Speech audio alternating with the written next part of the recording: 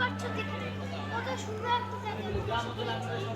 আমি এখান থেকে নানান রকমের জায়গা, অনেক দূর দূরান্ত গাছপালা তোমরা দেখতেই পাচ্ছ যে এখানে কত সুন্দর ভিউটা আসতেছে এখান থেকে।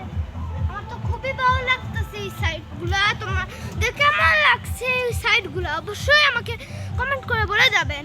এখন আমরা যাই একটু সামনের দিকে, দেখো ওখানে আরো কত সুন্দর প্লেস আছে।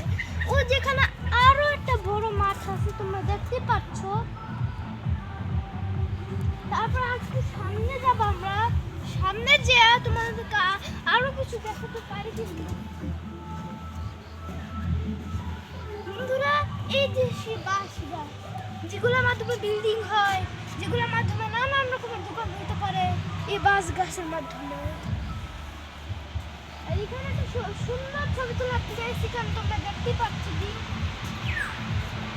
একটা সুন্দর ছবি তুলতে পারবা তোমরা এখান থেকে। অনেক সুন্দর একটা ভিউ আসে এখান থেকে, সুন্দর একটা ছবি হবে এখানে। আর সামনে একটু রাস্তা আছে, এটা যায় হলো ওই সাইড দিকে। এই রাস্তাটা যায় ওই সাইড দিকে, তোমরা দেখতে পাচ্ছ জি। কাম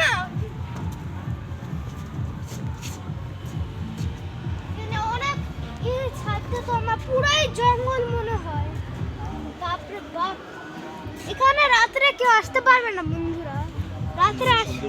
আর এটা হলো সুন্দরবন, তুমি দেখতে পাচ্ছ যে এখানে একটা ছোটখাটো সুন্দরবন। রাত্রে কেউই আসতে পারবে না এই এলাকা বন্ধুরা। একটু সামনে যাই,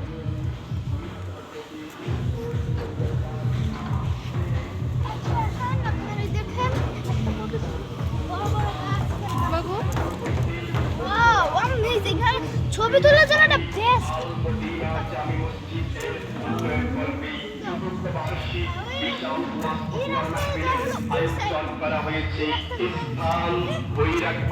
মসজিদ সংলগ্ন মাঠ প্রাঙ্গণ, স্থান বৈরাগবাড়ি মসজিদ সংলগ্ন মাঠ প্রাঙ্গণ, জলসিঁড়ি ২ নং সেক্টর, নারায়ণগঞ্জ,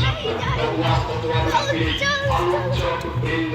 প্রধান বক্তা হিসেবে নসিহত পেশ করবেন আন্তর্জাতিক হাফেজ মাওলানা রফিকুল ইসলাম মাদানী সাহেব। হাফেজ মাওলানা রফিকুল ইসলাম মাদানী সাহেব নেত্রকোনা। রাত্রে আসলে নিজেদের পার্টির সঙ্গে তোমরা দেখা করতে পারবে যে রাত্রে কি আসবে। মুফতি ইমদাদুল্লাহ হাশিমি সাহেব আর নসিহত পেশ করবেন আস্তে আস্তে সামনে আমরা দেখো রিয়ালা কত সুন্দর সুন্দর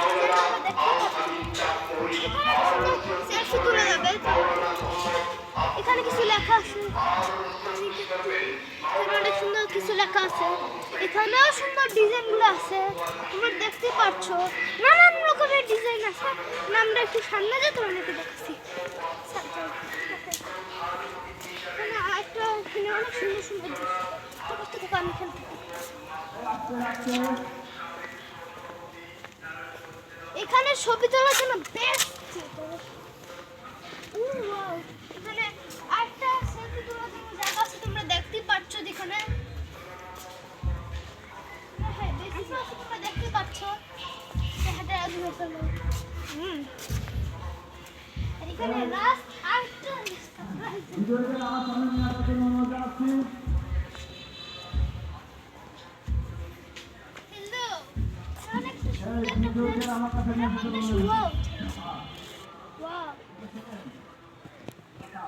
বন্ধুরা ভিডিওটা অবশ্যই ভালো লেগে থাকলে লাইক আর সাবস্ক্রাইব করে শেয়ার করে দিও।